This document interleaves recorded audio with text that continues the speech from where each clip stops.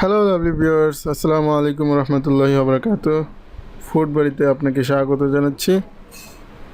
আজকে একটা খুবই সিম্পল রেসিপি নিয়ে আপনাদের সামনে হাজির হয়েছি। এটা আপনারা সবাই পারেন, আশা করছি আপনাদের কাছে এটা ভালো লাগবে। তাহলে চলুন শুরু করা যাক আমাদের আজকের রেসিপি, ঢেঁড়স ভাজি।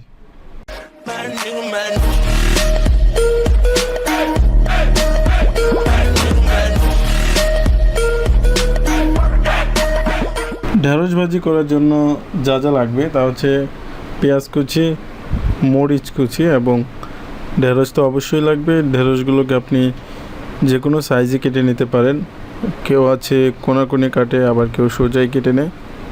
আর সঙ্গে লাগবে তেল এবং লবণ।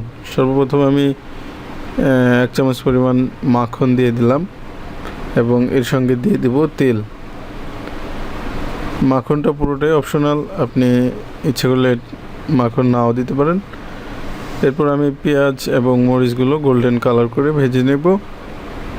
গোল্ডেন কালার হওয়ার পর ঢেঁড়সগুলো যেগুলো কুচি করেছি সবগুলো দিয়ে দেব।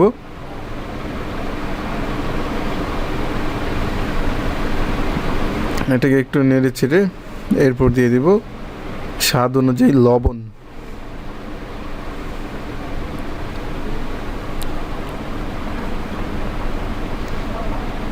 তো লবণ দেওয়ার পর আমরা এটাকে মাঝে মাঝে নাড়বো আর এটাকে ঢেকে দেব। একটা জিনিস খেয়াল রাখবেন অবশ্যই, সেটা হচ্ছে ভেন্ডি ভাজি বা ঢেঁড়স ভাজিতে বেশি বেশি নাড়তে হবে না। বেশি নাড়লে অবশ্যই এটা থেকে যে কষটা বের হয় এটা বের হয়ে মাখো মাখো হয়ে যাবে, তাই আমরা এটাকে বেশি একটা নাড়বো না। আর চুলার হিটটা একদম কমিয়ে রাখতে হবে।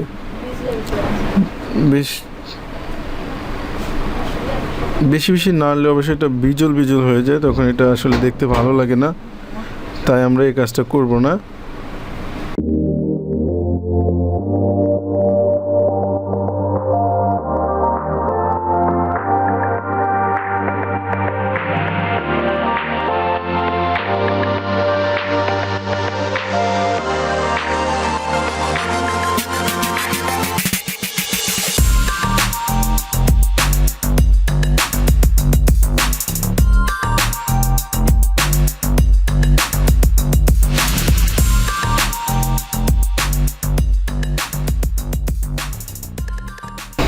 তো বন্ধুরা, এরপর আমরা যখন দেখব আমার ঢেঁড়সগুলোর কালার চেঞ্জ হয়ে গেছে এবং নরম হয়ে গেছে, টিপ দিলে দেখব যে নরম হয়ে গেছে, তখন বুঝবো আমাদের ভাজি হয়ে গেছে।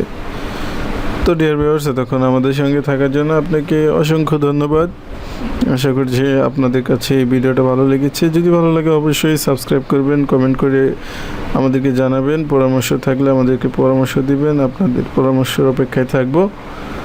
এবং এই ভিডিওটা অবশ্যই শেয়ার করবেন, লাইক করবেন। ধন্যবাদ সবাইকে।